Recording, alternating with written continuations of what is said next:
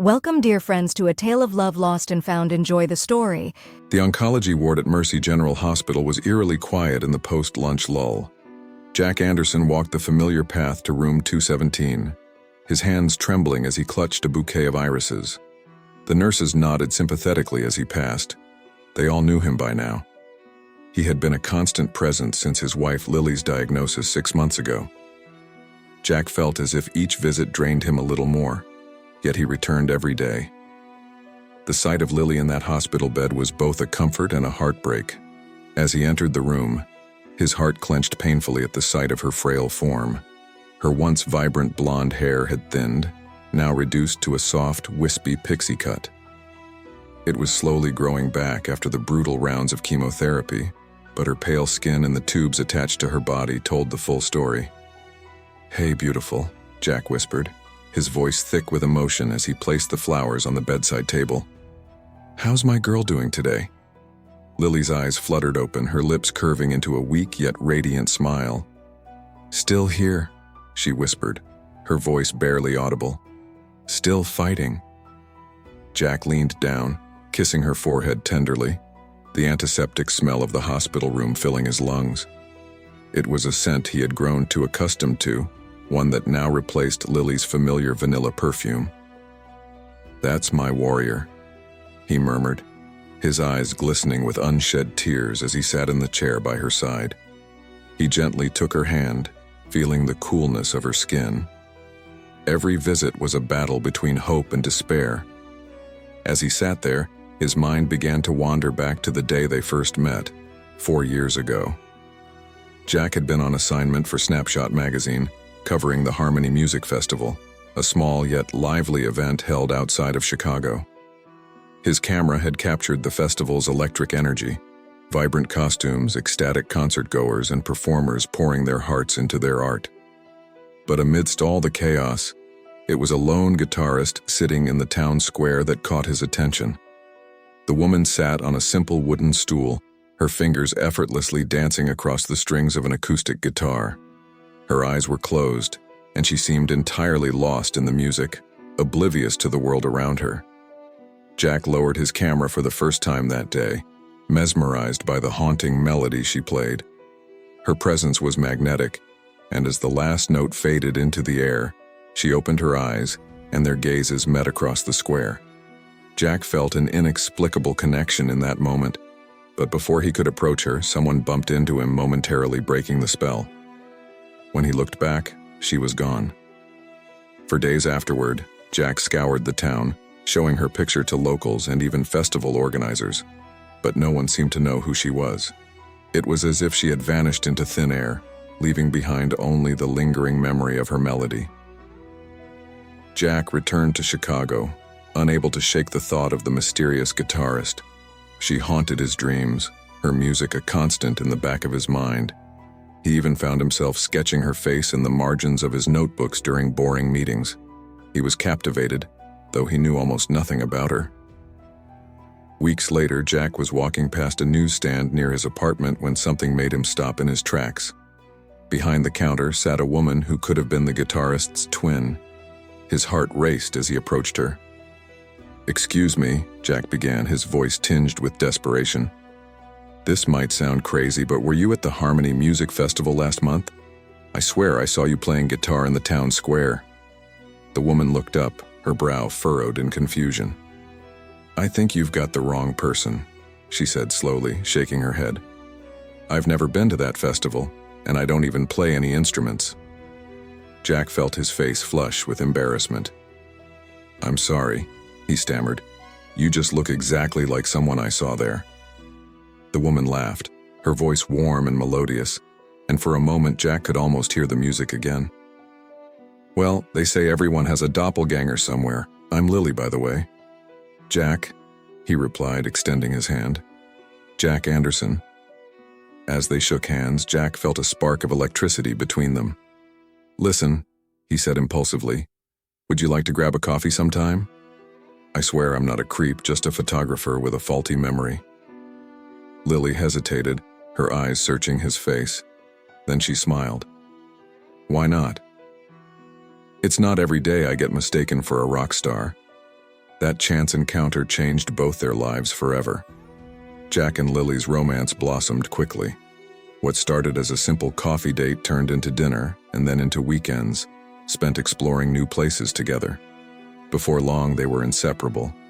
Jack's photography career soared with Lily as his muse, her laughter and joy filling his life with new inspiration. They were married within a year, in a small, intimate ceremony in the park where they had shared their first kiss. Lily wore a simple white sundress, her hair adorned with daisies, and Jack couldn't take his eyes off her. For once, he left his camera at home, determined to commit every moment of the day to memory. Their life together was filled with laughter, adventure, and music. Though Lily didn't play any instruments, she had a beautiful singing voice, and their tiny apartment was always filled with song. Jack's work thrived with Lily by his side, her love and support giving him the strength to take risks and grow as an artist. But their happiness was short-lived. Just 3 years into their marriage, Lily began experiencing severe headaches and dizziness. What they thought were routine migraines turned out to be something far worse. An MRI revealed the unthinkable: a brain tumor, aggressive and already spreading. The next 6 months were a blur of hospital visits, treatments, and nights filled with tearful embraces. Through it all, Lily remained as strong as ever, her spirit unbroken even as her body weakened. "You can't get rid of me that easily, Jack Anderson," she would joke, even on her worst days, her smile still lighting up the room. Now, as Jack sat by her hospital bed, those moments of levity felt like lifelines. He read to her from her favorite books, shared stories about their friends, and reminisced about their happiest memories. They held on to each other as tightly as they could, knowing that their time together was running out. As night fell, Jack carefully climbed onto the narrow hospital bed, gathering Lily's fragile body into his arms.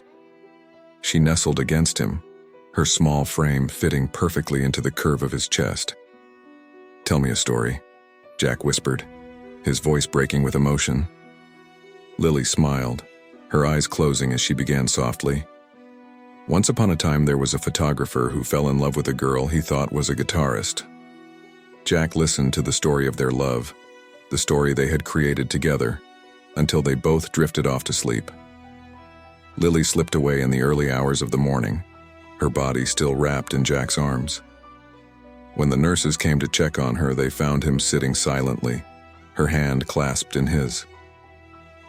"Mr. Anderson," one of the nurses said gently, touching his shoulder, "I'm so sorry for your loss." Jack looked up, his eyes hollow and rimmed with red. "She's gone," he whispered. "My Lily's gone." The days that followed passed in a haze of grief. Jack went through the motions of planning the funeral, accepting condolences from friends and family, but inside he felt utterly empty. The world had lost its color, its music. At the cemetery, as they lowered Lily's casket into the ground, Jack felt like a part of himself was being buried with her. He didn't know how to go on without her, how to face the future they were supposed to share. "Jack," his best friend Tom said, placing a hand on his shoulder after the service, "you don't have to be strong right now. It's okay to fall apart. We're all here for you." But Jack couldn't fall apart. He couldn't let go because letting go meant accepting that Lily was really gone, and he wasn't ready for that. Not yet. Maybe not ever. Months passed, and Jack remained trapped in his grief. He couldn't bring himself to pick up his camera, couldn't find the beauty in a world that no longer had Lily in it. His friends tried to coax him out, to help him move on, but Jack retreated further into his solitude. Every Saturday he made the hour-long journey to the cemetery, spending hours sitting by Lily's grave. He talked to her, told her about his week, about the things she was missing. Sometimes he brought his guitar, the one she had bought him for their first anniversary, and played the songs she had loved. It was on one of these trips that fate intervened once again. The platform was crowded with weekend travelers, and as the train pulled in, Jack noticed a woman with a cane struggling to board. Without thinking, he reached out to help her, supporting her elbow as she stepped onto the train. "Thank you," the woman said, turning to face him. Jack felt the blood drain from his face. For a moment he thought he was looking at a ghost. The woman before him was the spitting image of Lily. "Are you all right?" the woman asked, concern etching her features. "You look like you've seen a ghost." Jack blinked, unable to form words. The woman waved a hand in front of his face. "Hello?" Earth to a kind stranger.